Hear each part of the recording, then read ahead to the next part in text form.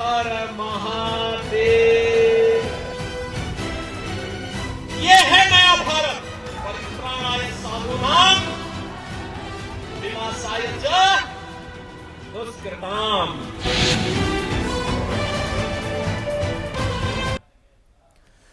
नमस्कार, आप देख रहे हैं सुदर्शन न्यूज और आपके साथ मैं हूं दीपक कुमार। कहते हैं संघ शक्ति कलयुगे, कलयुग में एकता में ही बल है, ऐसा हमारे विद्वजनों और शास्त्रों में कहा गया है कि ये जो युग है जब पाप कर्मी हावी होंगे, पाप बहुतायत में होगा, तब संगठन ही शक्ति का एकमात्र साधन होगा। और हिंदू समाज संगठित होता दिख रहा है, ऐसा राजनीतिक विश्लेषक भी लगातार कहते आए हैं, तो राजनीतिक दलों को भी इस बात का एहसास हो रहा है।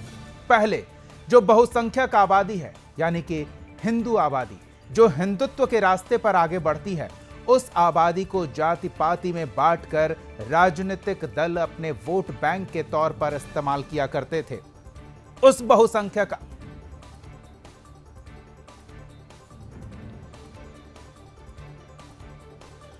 बहुसंख्यक आबादी को जिस तरह से वोट बैंक के लिए प्रयोग में लाया जाता था, वो स्थिति बीते कुछ सालों में बदली है।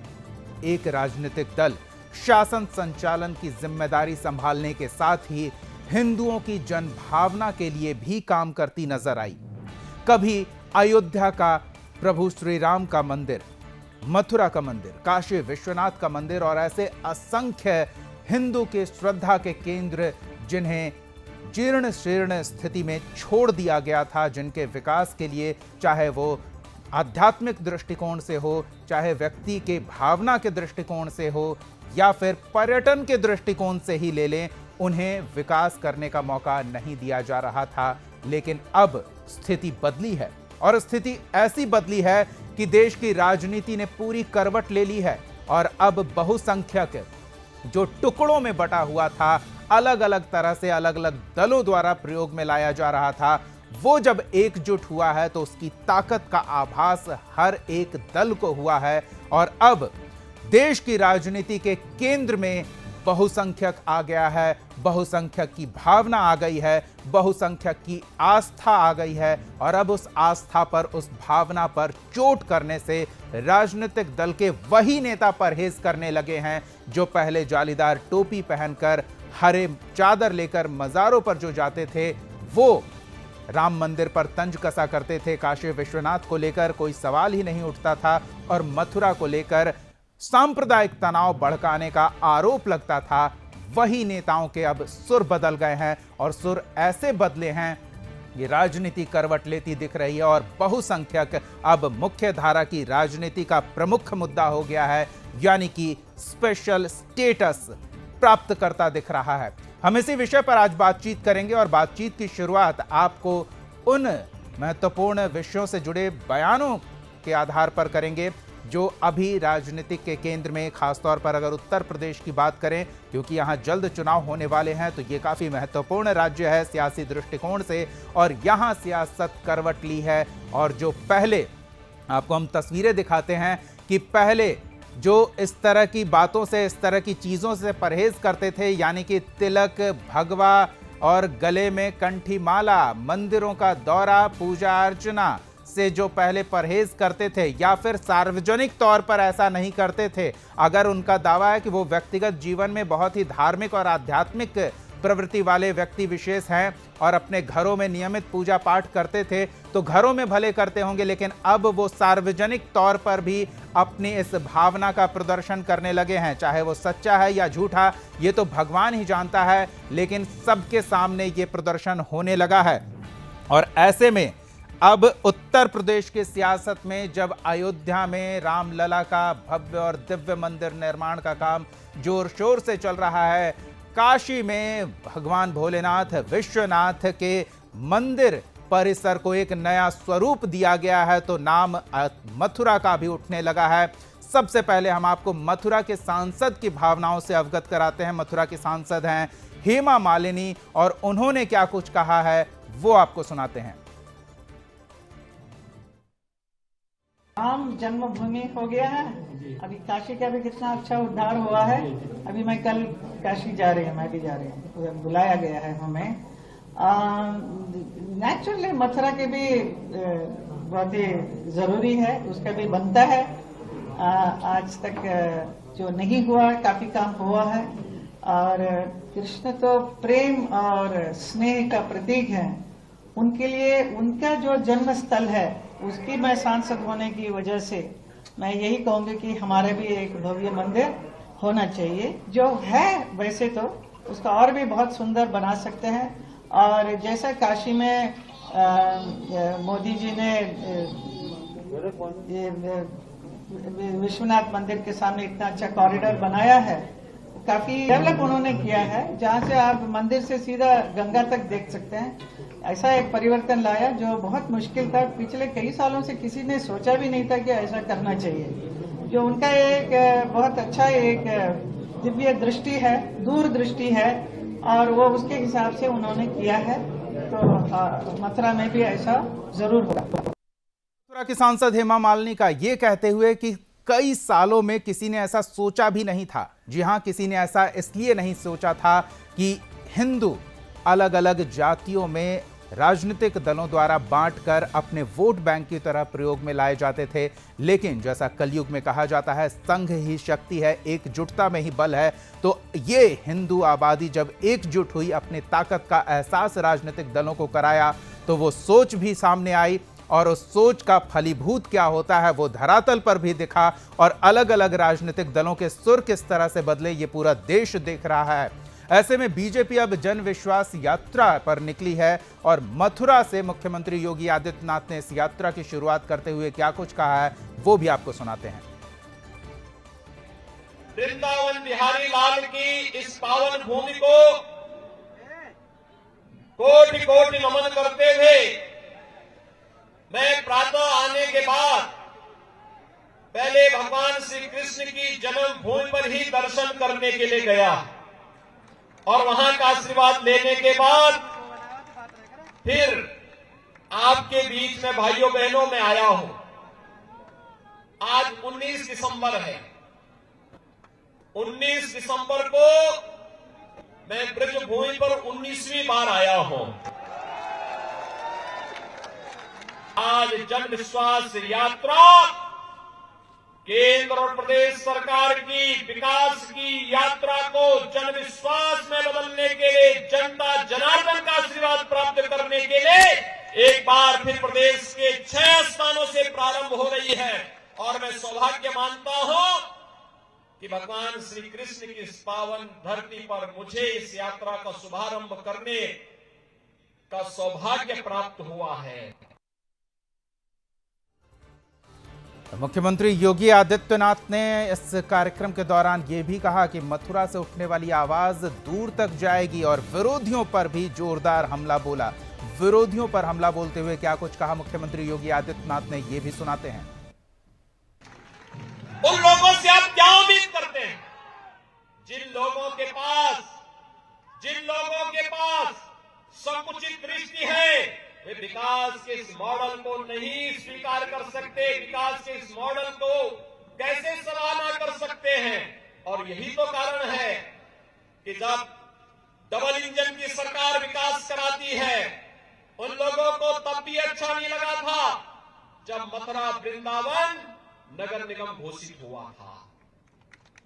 उनको तब भी अच्छा नहीं लगा था जब ब्रज तीर्थ विकास परिषद का गठन हुआ था।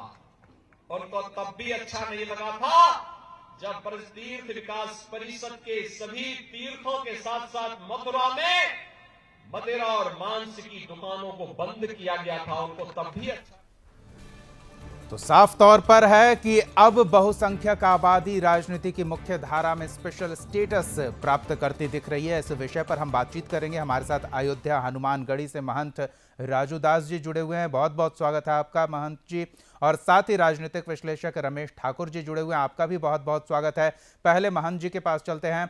महंत राजू दास जी, आप और आपके पहले के तमाम महंत संत जो इस तरह की जिम्मेदारी वाले पदों पर रहे हैं, वो जब रामलला के पहले की स्थिति देखा करते थे तो जो खून के आंसू रोया करते थे वो दिन भी हमने देखे हैं, और अब जो स्थिति बदली है वो दिन भी आप देख रहे हैं। तो इस पूरे प्रकरण को लेकर राजनीतिक माहौल में किस तरह का बदलाव महसूस कर रहे हैं, ये आपसे समझना चाहेंगे। बहुत बहुत साधुवाद, बहुत बहुत धन्यवाद। आपने हमको बोलने का अवसर दिया और ऐसे विषय पे बोलने का अवसर दिया जो बहुत जरूरी है। इसके नाते जरूरी है क्योंकि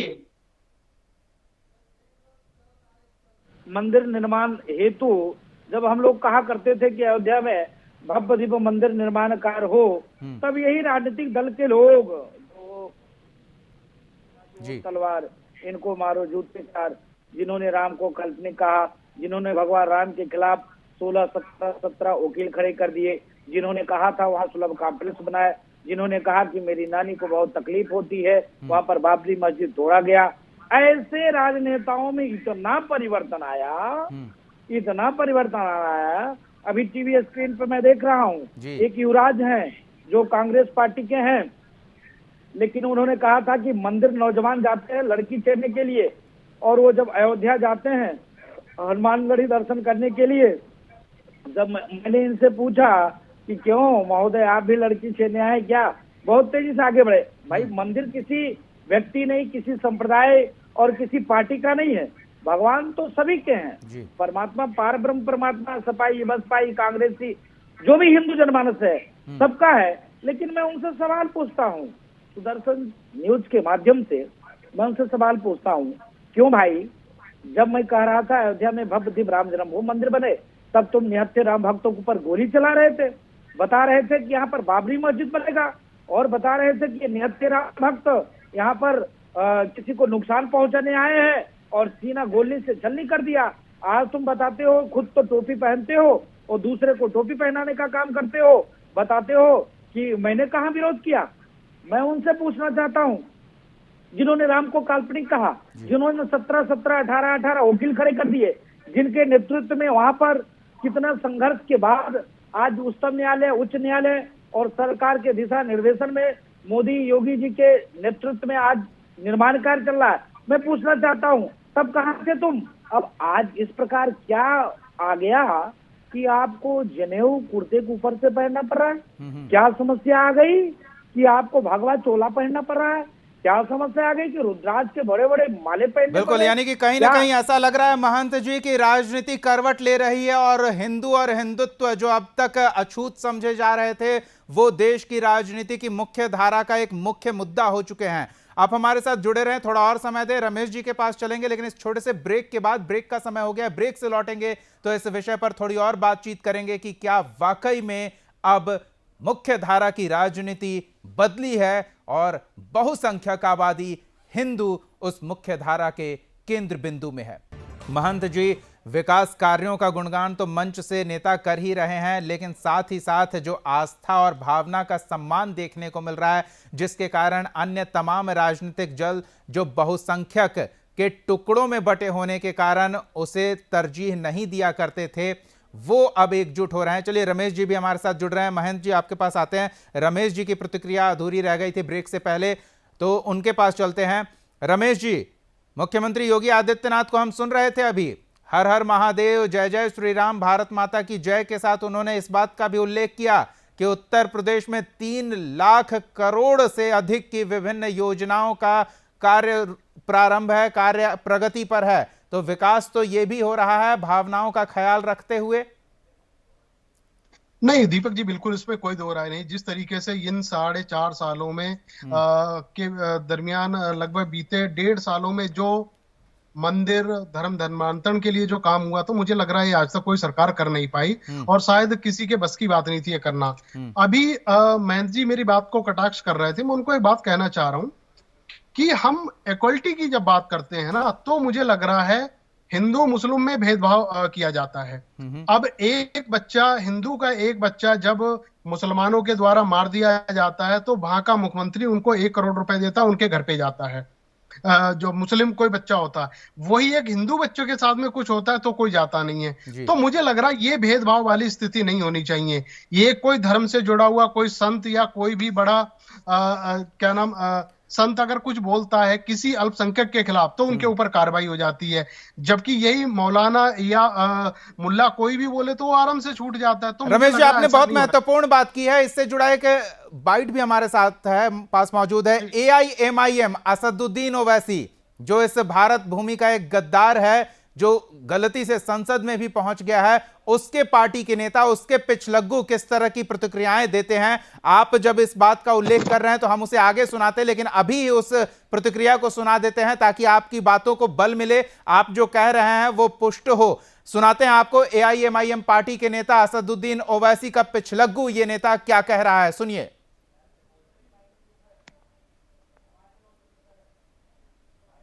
अल्लाह से डरूंगा, चाहे कोई भी हो, मैं उस लीडर के पीछे चलता हूं जो फेख लगता है कि करो तो अल्लाह से डरो। ना अखिलेश, ना बैनर्जी, ना सोनिया गांधी, ना मोदी, ना अमित शाह, सब सूदी में।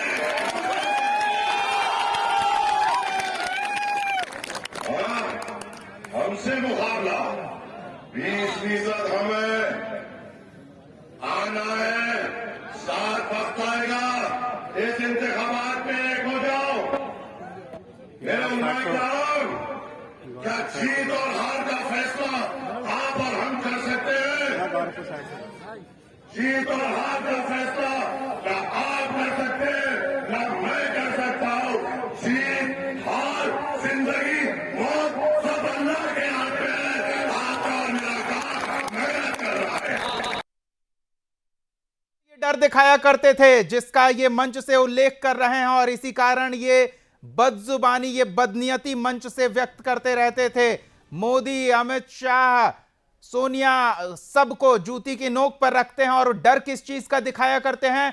20% हम हैं, सबको हमारे पास आना पड़ेगा। लेकिन ये भूल जाते हैं कि अगर ये 20% हैं तो कोई 80% भी है, कुछ ऊपर नीचे करके। तो रमेश जी, आप जो बातें कह रहे थे और ये AIMIM का नेता ये कह रहा है, तो ये जो 80% की एकजुटता अगर होगी तो ये 20% जो अपनी एकजुटता का डर दिखाकर राजनीतिक दलों को अपने जूती के नोक पर रखते थे, अपने उंगलियों के इशारे पर नचाते थे, वो बदलाव हुआ है और वो बदलाव महसूस किया जा रहा है। रमेश जी, बिल्कुल दीपक जी, मैं वही कह रहा था। ये सारी इतनी चीजें अगर हमारा कोई संत बोल दे या हमारा धर्म से जुड़ा हुआ कोई नेता बोल दे, या अभी जो संत, जो मंत्री जुड़े हुए, इस तरह के अगर कोई व्यक्ति जोड़ दे तो उनके ऊपर पूरी जमात इनकी लग जाएगी और हमारे कानून भी उनके पीछे लग जाएंगे। तो मैं यही चाह रहा हूँ कि ये कम से कम असमानता बिल्कुल नहीं होनी चाहिए। धर्म का जो रक्षा कर रहा, जो हमारे रक्षक हैं, जो पूर्वजों के रक्षक हैं, जो सनातन धर्म के रक्षक हैं, उनके खिलाफ देखिएगा क्या होता है। यति महाराज के लिए देखो कितने मुकदमे उनके ऊपर लदे हुए हैं। तो ये चीजें नहीं होनी चाहिए, बिल्कुल ये नहीं होनी चाहिए। और अब लोग समझ रहे हैं, राजनीतिक दल के नेता समझ रहे हैं कि अगर अब भी वही गलती दोहराते रहे 20% के लिए, तो वो 80% अगर नाराज हो जाए तो उनकी राजनीति इस देश से खत्म होने में समय नहीं लगेगी। महंत जी, AIMIM के इस विधायक के इस नेता की बात भी हमने आपको सुनाई है, आपकी प्रतिक्रिया भी चाहेंगे। हमारे सहयोगी रजत मिश्रा भी जुड़े हुए हैं। तो धरातल पर क्या राजनीति करवट ले रही है और बहुसंख्यक आबादी किस तरह से मुख्य धारा में आई है, आपकी प्रतिक्रिया के बाद उनकी बात भी सुनेंगे। जी महंत जी। देखिए, रमेश जी को धन्यवाद। रमेश जी ने कोई गलत नहीं कहा है। रमेश जी का जो भाव है, जिस प्रकार से बहुसंख्यक अगर कुछ बोल देता है, साधु संत कुछ बोल देते हैं, कोई प्रक्रिया दे देते हैं, तो उस प्रकार से उसके पीछे प्रशासन भी लग जाती है, उसके ऊपर कार्रवाई हो जाता है। हमको जेल तक जाना पड़ गया, जेल तक जाना पड़ता है। ये दुर्भाग्य है। यह कानून सबके लिए एक समान, बाबा साहब भीमराव अम्बेडकर के द्वारा तो यह संविधान है, सबको बराबर का हक देता है। लेकिन ये बराबरी कैसे बदल जाती है जब एक जो तथा कथित अल्पसंख्यक अपने आप को कहते हैं, जो अल्पसंख्यक है ही नहीं, वो मानसिकता बहुसंख्यक है।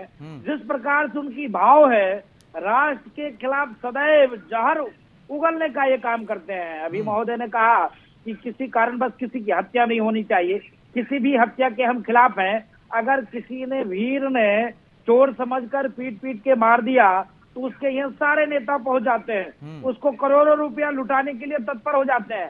अगर कोई किसी दंगाइयों ने किसी हिंदू जनमानस का कत्लेआम कर दिया तो किस प्रकार से सारे नेता दूरी बना लेते हैं। लेकिन धन्यवाद है उत्तर प्रदेश में योगी जी को, जिनके सरकार में एक भी दंगे नहीं हुए, थोड़ा सा सीए और एनआरसी के पीप प्रायोजित तथा कथित नेताओं ने कुछ भटके हुए, मैं कहूंगा कुछ भटके हुए मुसलमानों को बरगलाकर रोड पे लाकर दंगा कराने की कोशिश किया, लेकिन दुर्भाग्य है जो लोग कहते हैं कि जो मुसलमान अशिक्षित है, इसके नाते ऐसी भाषा है, इसके नाते मुसलमान आतंकवादी बन जा रहे हैं। भैया देख लो, जो बम फोड़ रहे हैं वो तो इंजीनियरिंग की डिग्री, मास्टर्स की डिग्री और ग्रेजुएट हैं, वो सब बड़ी बड़ी डिग्रीधारी हैं जो विस्फोटक पदार्थ शरीर पर बांधकर उड़ जाते हैं और दूसरों को भी उड़ा देते हैं। महंत जी, एक और महत्वपूर्ण सवाल है, वो हम इस कार्यक्रम के अंत से पहले आपसे पूछेंगे। हमारे सहयोगी ब्यूरो चीफ उत्तर प्रदेश रजत मिश्रा जुड़े हुए हैं, उनसे भी इस विषय पर धरातल पर क्या हलचल है वो जानना चाहेंगे, वो समझना चाहेंगे, क्योंकि अभी प्रतीकात्मक तौर पर यह दिख रहा है कि बहुसंख्यक आबादी अब हर राजनीतिक दल के केंद्र में है और हर राजनीतिक दल की राजनीति उस ओर रुख करती दिख रही है। रजत, देखिए दीपक, उत्तर प्रदेश का चुनाव जैसे जैसे अपने तूफान पे चढ़ने की तैयारी कर रहा है, ठीक वैसे वैसे लगातार हिंदू और हिंदुत्व, ये दो ऐसी चीजें हैं जो हर राजनीतिक पार्टी के मुख्य एजेंडे में इस समय शामिल हो चुकी है। भारतीय जनता पार्टी तो हालांकि लगातार जो काम कर रही है 2014 के बाद से लगातार जिस तरीके से काम हो रहा है, उसने बात को साबित किया है कि भारतीय जनता पार्टी के मुख्य एजेंडे में हिंदुत्व है और लिहाजा उसके साथ किसी तरीके का समझौता भी वो नहीं कर सकते। उत्तर प्रदेश में तमाम जो काम हुए, चाहे अयोध्या की बात हो, चाहे काशी की बात हो, या फिर प्रदेश के अलग अलग जिलों में जिस तरीके से मंदिरों का जीर्णोद्धार किया गया है उसकी बात हो, उसने भारतीय जनता पार्टी के एजेंडे को तो साफ किया। लेकिन महत्वपूर्ण यह है कि उत्तर प्रदेश में जो दूसरे राजनीतिक दल हैं, उनका जिस तरीके से टेम्पल रन इस समय चल रहा है, अब हर पार्टी अपना अलग अलग हिंदुत्व लेकर चल रही है। आपने प्रियंका गांधी को मंच से दुर्गा स्तोत्रम पढ़ते हुए सुना है, आपने मायावती को हाथ में त्रिशूल और गणेश जी की मूर्ति लेकर भाषण देते हुए देखा है। जिस तरीके से सतीश चंद्र मिश्रा अपनी जो सम्मेलन थे उनको शुरू करने से पहले भगवान श्री राम के दर्शन करने पहुंच गए, आपने उसको भी देखा है। तो दूसरी तरफ कांग्रेस की जो एक दूसरी विचारधारा है जिसको राहुल गांधी लीड कर रहे हैं, जो हिंदू और हिंदुत्व में अंतर बताते हैं, जिनके नेता सलमान खुर्शीद जो तुलना है हिंदुत्व की वो बोको हरम और ISIS से करते हैं, जिनके नेता राशिद अल्वी जय श्री राम बोलने वालों को राक्षस बताते हैं। तो ये एक दूसरी जो विचारधारा है उत्तर प्रदेश में वो भी काम कर रही है। उसी को बैलेंस करने की कहीं ना कहीं कोशिशें भी लगातार कांग्रेस पार्टी की तरफ से की जाती रही है। तो ये जो एक सेंट्रिक जो अप्रोच है हिंदुत्व को लेकर, वो इस समय उत्तर प्रदेश में खास तौर पर दिखाई दे रही है।